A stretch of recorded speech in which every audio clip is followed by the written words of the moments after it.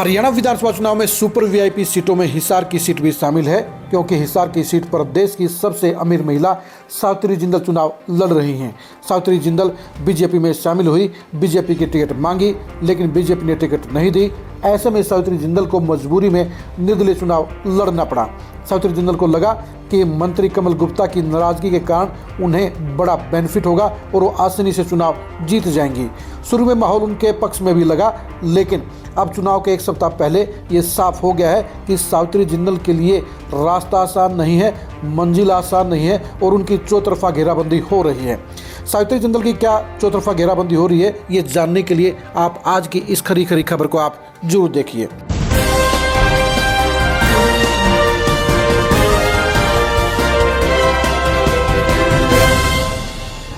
सावित्री जिंदल को इस बात का एहसास नहीं था कि उनका चुनाव फंस जाएगा, वो कड़े मुकाबले में फंस जाएंगी। लेकिन सच्चाई ये है कि सावित्री जिंदल आज हिसार के चुनावी दंगल में मुश्किल हालात से गुजर रही हैं। उनके सामने बड़ी चुनौतियां हैं और सावित्री जिंदल के लिए चुनाव जीतना आसान नहीं है। उन्हें चुनाव जीतने के लिए एक एक वार्ड में, एक एक कॉलोनी में और एक एक वोटर पर फोकस करना मजबूरी हो गया है।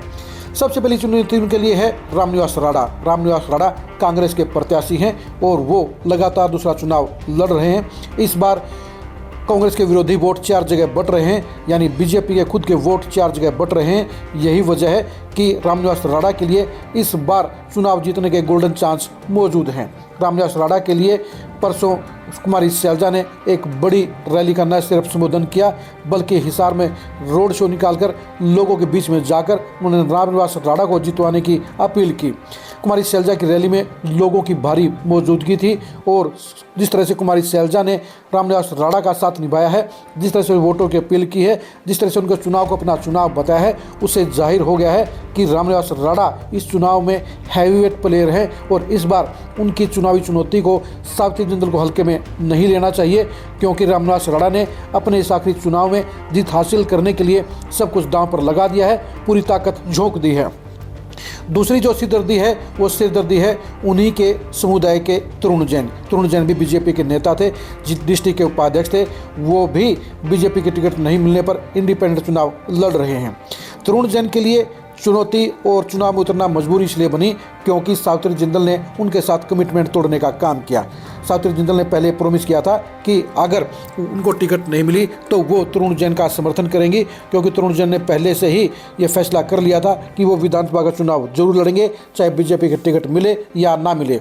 इसलिए उन्होंने अपने फैसले के साथ में सावित्री जिंदल को पहले विश्वास में लिया था और सावित्री जिंदल ने कहा था कि वो बीजेपी के टिकट नहीं मिलने पर इंडिपेंडेंट चुनाव नहीं लड़ेंगी और उनका समर्थन करेंगी। लेकिन सावित्री जिंदल ने आखिरी दिन निर्दलीय प्रत्याशी के तौर पर पर्चा भर दिया और तरुण जैन के भरोसे को तोड़ने का काम किया, अपने कमिटमेंट को तोड़ने का काम किया।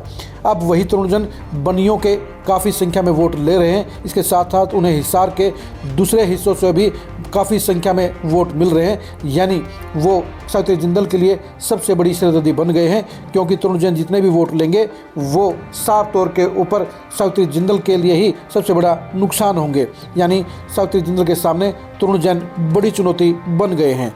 तीसरी चुनौती है मेयर गौतम सरदाना। गौतम सरदाना भी बीजेपी के मेयर हैं, वो भी बीजेपी से टिकट नहीं मिलने पर चुनाव लड़ रहे हैं, वो भी बड़ी रिकॉर्ड बन रहे हैं, पंजाबी वोटरों को अपने साथ जोड़ रहे हैं और वो भी बीजेपी के वोटों का हिस्सा बांटकर सावित्री जिंदल के लिए समस्या खड़ी कर रहे हैं। चौथे प्रत्याशी और चौथी रुकावट है कमल गुप्ता।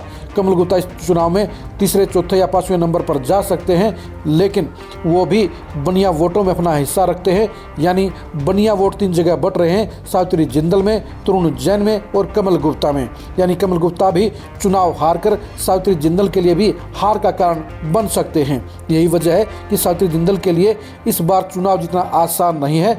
बीजेपी की टिकट पर वो बड़े मार्जिन से आसानी से चुनाव जीत सकती थी, लेकिन इंडिपेंडेंट प्रत्याशी के तौर पर उनका चुनाव फंस गया है, वो कड़े मुकाबले में घिरी हुई है और ऐसे में उनके लिए मंजिल हासिल करना आसान नहीं है। आप खुद ही देख लिए कि हिसार के इस चुनावी महासंग्राम में रामनिवास राणा को कितना समर्थन मिल रहा है, यह सावित्री जिंदल को कितना रिस्पॉन्स मिल रहा है और तरुण जैन कितनी संख्या में लोगों को अपनी तरफ आकर्षित करने में सफल हो रहे हैं।